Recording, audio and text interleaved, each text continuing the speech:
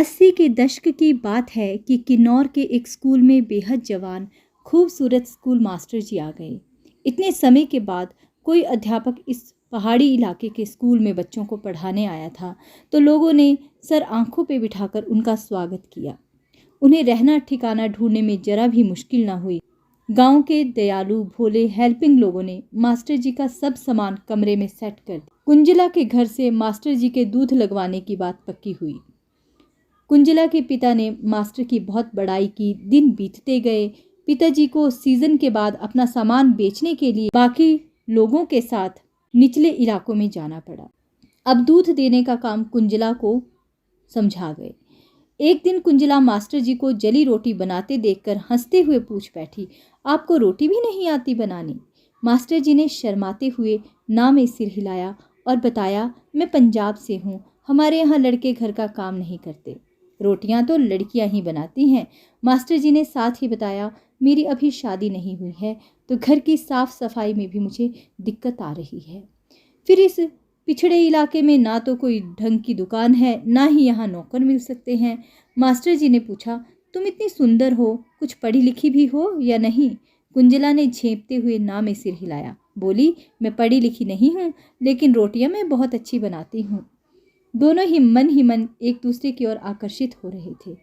कुंजला को मास्टर ने कहा, काश मेरा भी कोई अपना इस परदेश में देखरेख के लिए होता तो बहुत अच्छा लगता, मैं भी ताज़ी सुंदर रोटियां खाता। सुनते ही कुंजला दया से भर गई और बोली, हम सब गांव के लोगों को अपना ही समझो, और मास्टर जी को रसोई से हटाकर रोटियां बनाने लगी। अब रोज़ का कुंजला का यही काम रहता। दूध देने जाती तो मास्टर जी के सारे काम निपटा कर के आती। धीरे धीरे कुंजला और मास्टर में नज़दीकियां बढ़ने लगी। 2 साल बीत गए। अब शाम को भी कुंजला रात की रोटी पका करके खिला करके आती। कुंजला के पिताजी जब वापस आए, उन्हें जब पता चला तो कुंजला को गांव के लोगों ने जो समझाया था वही पिताजी भी समझाने लगे। बेटा, मास्टर अच्छा आदमी है, पर वो हमारे इलाके का नहीं है, वो पंजाब का है, पढ़े लिखे अमीर घर से है, उसके पास ज़्यादा मत जाया कर। कुंजला बोली, नहीं पिताजी, ऐसा कुछ भी नहीं है। इस बार तो उनकी बहन भी आई थी, डॉक्टर है वो, पर बिल्कुल भी घमंडी नहीं, मुझे बहुत सारा प्यार करके और पैसे दे करके गई। और मास्टर जी तो मेरी और अपनी बात अपनी बहन से भी कर चुके हैं। मास्टर जी ने कहा है मैं जल्दी तुझसे ब्याह कर लूँगा।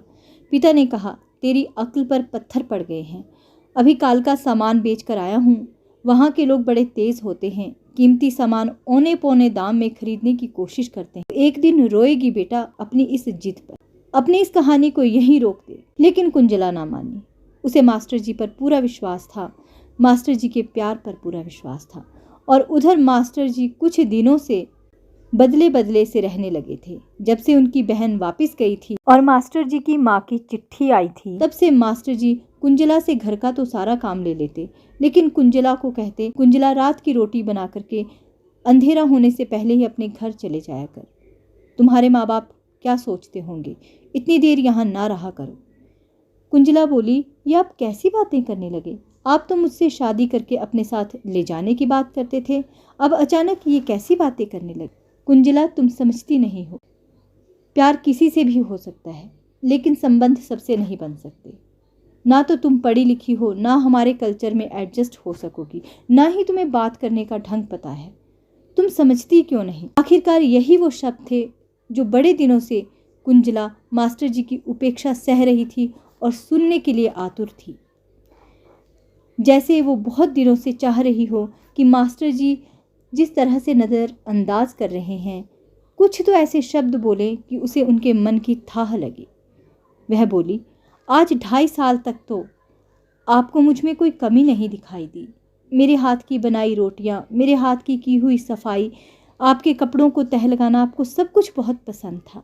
आपके सर में दर्द होती थी तो मेरी गोद में सर रख के लेट जाते थे, सर दर्द गायब हो जाती थी। आपने मुझे शादी के सपने दिखाए। अब जब मैं आपके बिना एक पल भी नहीं रह सकती तो आप मुझे नसीहत दे रहे हो, मुझे मेरे माँ बाप की बेटी होना सिखा रहे हो।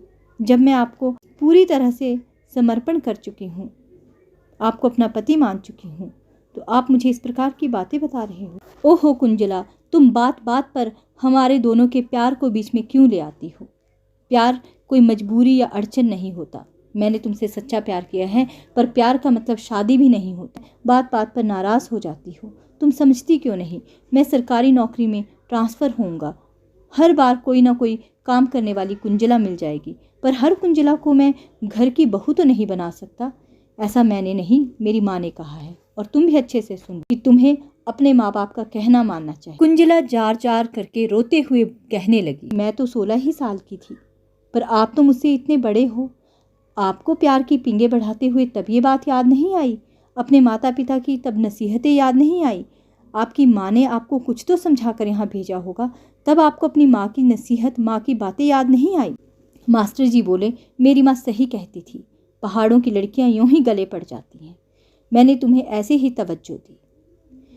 कुंजला बोली, ठीक है, मेरा बहुत अपमान हो गया। अब मैं भी तब तक नहीं मानूंगी जब तक आप मुझे मनाने नहीं आओगे। और ऐसा बोलकर रोते हुए रूठकर कुंजला वहाँ से चली गई। 2 दिन उसके बड़े बेचैनी से कटे। तब पड़ोस के बच्चों से पता चला कि मास्टर जी की तो ट्रांसफ़र हो गई है।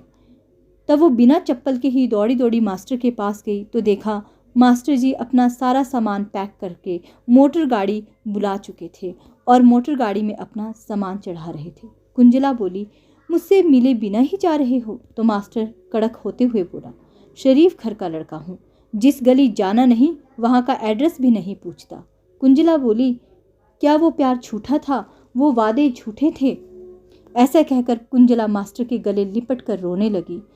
मैं भी साथ चलूंगी, अपना वादा निभाओ। मास्टर की आंखों से आंसू बहने लगे। बोले, चक्की के मोड़ से होकर मेरी मोटर गाड़ी जाएगी, तुम अपना सामान जल्दी से लेकर वहाँ खड़ी रहना, मैं तुम्हें वहीं से बैठा ले जाऊंगा।